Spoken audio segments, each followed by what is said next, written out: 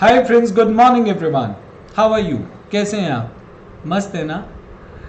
Well, इस video में मैं आपको बताऊंगा कार्टेल के बारे में।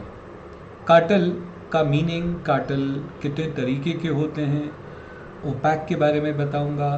क्या कार्टेल लीगल होते हैं, इलीगल होते हैं?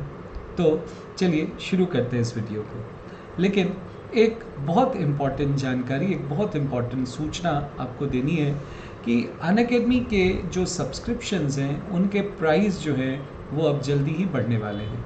यस, जल्दी ही प्राइस बढ़ने वाले हैं।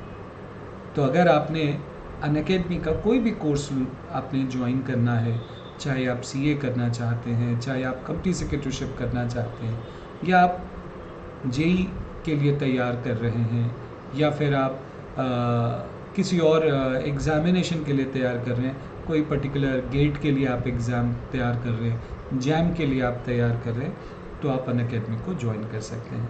अनअकैडमी को ज्वाइन करें और ये कोड है, आपको इस कोड को यूज़ करना है। इस कोड को यूज़ करके आप जो है अपना बेहतर कर सकते हैं सब कुछ। ये कोड है मेरा CS मनीष। आप जब भी कोड को यूज़ करें तो आपको यहाँ पर 10% का डिस्काउंट मिलेगा। Yes, you will get discount of 10%. So use this code and join soon because Unacademy जल्दी ही अपनी सभी सब्सक्रिप्शन का प्राइस रेज करने वाला है। Yes, तो चलिए अब आगे चलते हैं। सबसे पहली बात, कार्टेल होता क्या है? देखिए, oligopoly form of market situation में थोड़ी फर्म्स होती हैं, फ्यू फर्म्स होती हैं, क्योंकि ओलिगोपोली का मतलब क्या होता है? ओलिगो का मतलब फ्यू और पॉली का मतलब सेलर। जहाँ पर फ्यू सेलर हों, ओलिगो मतलब फ्यू और पॉली मतलब सेलर। जहाँ पर फ्यू सेलर हों हम उसको बोलते हैं ओलिगोपोली।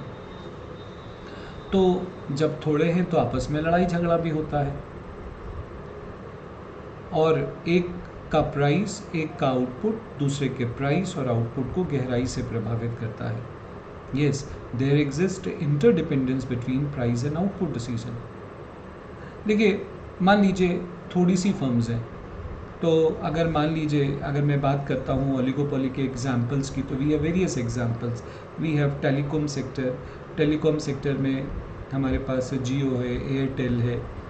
अगर मान लीजिए जियो प्राइस को चेंज करता है, तो क्या इसका VI के प्राइस पर फ़र्क पड़ेगा? क्या उसके आउटपुट पर फ़र्क पड़ेगा? गहरा फ़र्क पड़ने वाला है, क्योंकि मार्केट 5-6 सेलर के पास ही तो केंद्रित है। अगर एक ने प्राइस को चेंज किया तो जल्दी ही मोबाइल नंबर पोर्टेबिलिटी का स्कीम है हमारे पास, एक ऑप्शन है, हम जल्दी से अपना जो सर्विस प्रोवाइडर है वो चेंज कर सकते हैं। तो ऐसे में एक का प्राइस दूसरे के आउटपुट को गहराई से प्रभावित करेगा।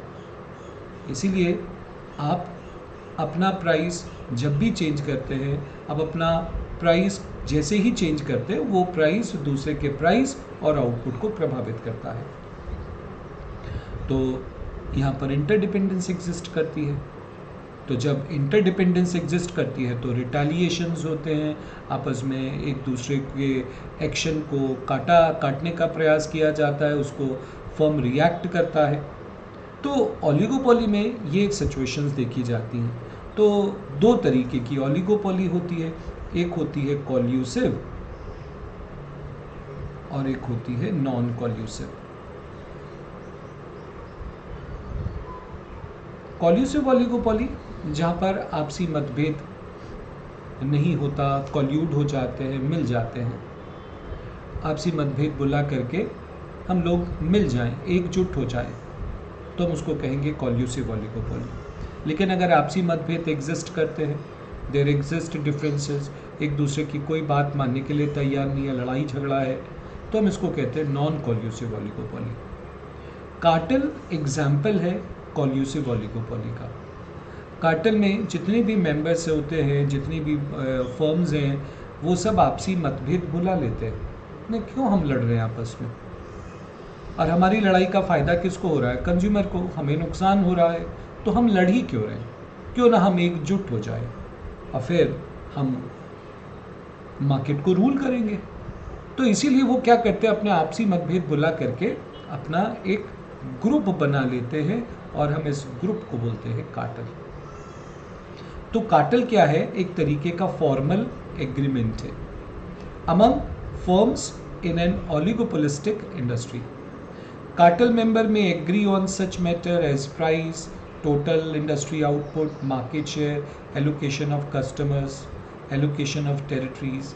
अब जितने भी मेंबर्स हैं वो आपस में बैठ करके डिसीजन लेते हैं कि किस प्राइस पर बेचना है, कहाँ बेचना है, किसको बेचना है, कितना आउटपुट जनरेट करेंगे आप, सारी की सारी बातें बैठ कर तय करी जाएंगी।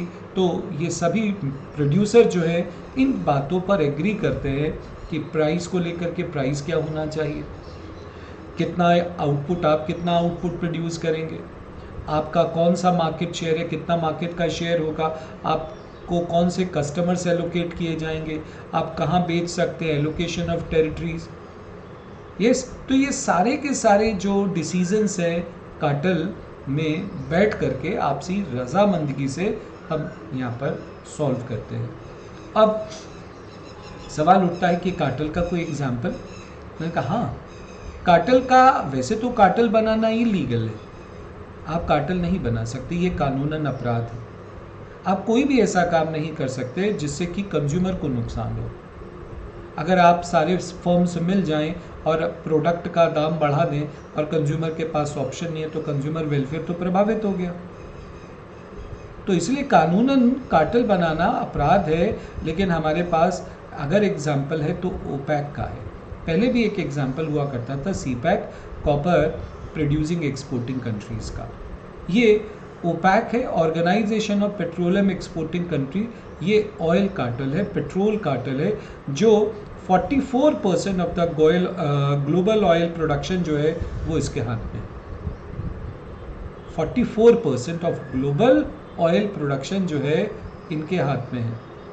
यस, और 81.5% ऑफ द ऑयल रिजर्व्स भी इनके हाथ में है। तो ये एक बहुत मजबूत कार्टेल है। अब कार्टेल की जो स्ट्रेंथ है ये इस बात पर डिपेंड करती है कि कितने मेंबर कार्टेल को ज्वाइन करते हैं और कितने मेंबर ज्वाइन नहीं करते हैं। मान लीजिए टोटल ऑयल प्रोड्यूस करने वाले से फॉर एग्जांपल 20 कंट्रीज हैं। अब इन 20 कंट्रीज में से 15 कंट्रीज ने तो कार्टेल को ज्वाइन कर लिया, बाकी कितनी बच गई? 5। ये 5 क्या है? ये नॉन मेंबर्स हैं। अब ये कार्टेल के मेंबर नहीं है तो अब सिंस नॉन मेंबर्स कम है तो कार्टेल की जो सप्लाई होगी वो बहुत बड़ी होगी और नॉन मेंबर की सप्लाई मार्केट में कम होगी। नॉन मेंबर कार्टेल के सामने कहीं खड़ा ही नहीं हो पाएगा। कार्टेल सस्ता बेच करके नॉन मेंबर को वाइप आउट कर देगा, फिर मार्केट को रूल करेगा और कस्टमर को बढ़े हुए दाम भी उसके देने पड़ेंगे। यस, उसको कस्टमर के बढ़े हुए दाम देने पड़ेंगे। तो कार्टेल जो है ये सबसे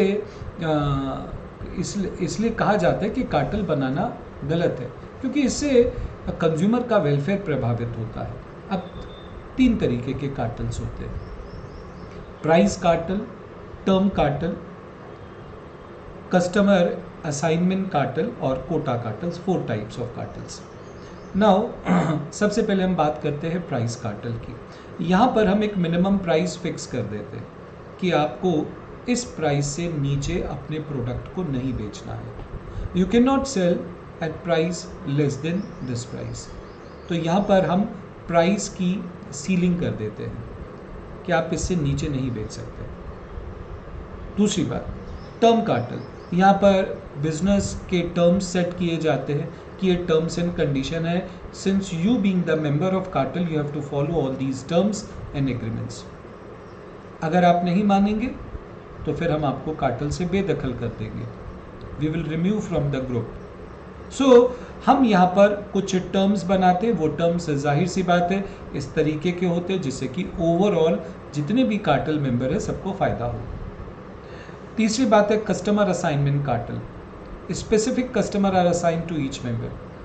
देखिए यहाँ पर हम क्या करते हैं, हम आपको एक रीजन अलॉट कर देते हैं कि नॉर्थ रीजन में से फॉर एग्जांपल ये मिस्टर एक्स बेचेंगे, मिस्टर एक्स और मिस्टर वाई बेचेंगे।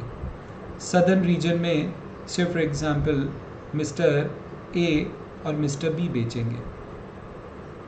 वेस्टर्न रीजन में से फॉर एग्जांपल मिस्टर आर और मिस्टर एस बेचेंगे। इस तरीके से हम क्या करते हैं, मार्केट को एलोकेट कर देते हैं। तो specific customer to the specific producer, this is what we called as customer assignment cartel. आप इसको यूं भी कह सकते हैं एलोकेशन कार्टेल। नेक्स्ट है कोटा कार्टेल। कोटा कार्टेल, यहाँ पर कोटा तय किया जाता है कि आपको इतना माल प्रोड्यूस करना है, आपको इतने यूनिट प्रोड्यूस करने हैं, कम से कम आप इससे ज़्यादा नहीं प्रोड्यूस कर सकते, आप इससे कम नहीं प्रोड्यूस कर सकते। तो इस तरीके के कार्टेल्स बनाए जाते हैं। कई तरीके के टर्म्स होती हैं, कई तरीके की कंडीशंस होती हैं। तो प्राइस को लेकर के डिटर्मिनेशन होता है, टर्म, कंडीशंस, रूल्स को लेकर के कार्टेल्स बनाए जाते हैं, एलोकेशंस किए जाते हैं, टेरिटोरियल रीजनल एलोकेशंस किए जाते हैं, और फिर कार्टेल कोटा को लेकर भी होता है। नाउ जैसे मैंने आपको पहले भी बताया कार्टेल लीगल है या इलीगल है, तो कार्टेल इलीगल है, बनाना इसका कानूनन अपराध है। तो they result in anti competitive practices like price fixing. अगर आप प्राइस पहले से ही फिक्स कर लेंगे तो कस्टमर के पास ऑप्शन क्या बचा, उसको तो आपके बढ़े हुए दाम देने पड़ेंगे ना। तो कार्टेल बनाना कानूनन अपराध है, you can not make it. Cartel में मार्केट शेयरिंग होती है, तो इस तरीके से आउटपुट भी कम हो जाता है, प्राइस भी ज़्यादा होता है। So this is very much illegal. Bharat में कंपटीशन कमीशन ऑफ इंडिया इस तरीके के कॉल्यूजन्स, कार्टेल्स, मर्जर्स, अमलगमीशन के सख्त खिलाफ है।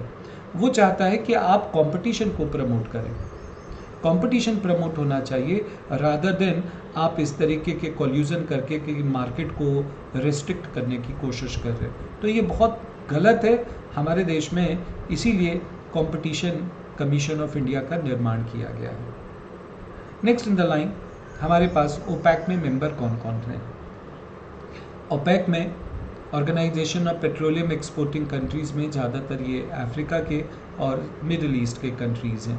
ये शुरुआत हुआ था इराक में, इराक में इसकी इस्टेब्लिशमेंट हुई, बगदाद में, Algeria, Angola, Equatorial Guinea, Gabon, Iran, Iraq, Kuwait, Libya, Nigeria, Republic of Congo, Saudi Arabia, UAE, Venezuela, ये कार्टेल के मेंबर हैं। एक्वाडोर, इंडोनेशिया, कतर पहले मेंबर थे, अब मेंबर ओपैक के नहीं हैं। ठीक है, तो कार्टेल की ये वीडियो आपको कैसी लगी आप बताना कमेंट सेक्शन में, और आगे भी इसको पास ऑन करना, so that everybody must know what we have to offer you. ठीक है, bye bye, thank you for giving me your valuable time. See you soon with the next video. Bye bye. Have a good day.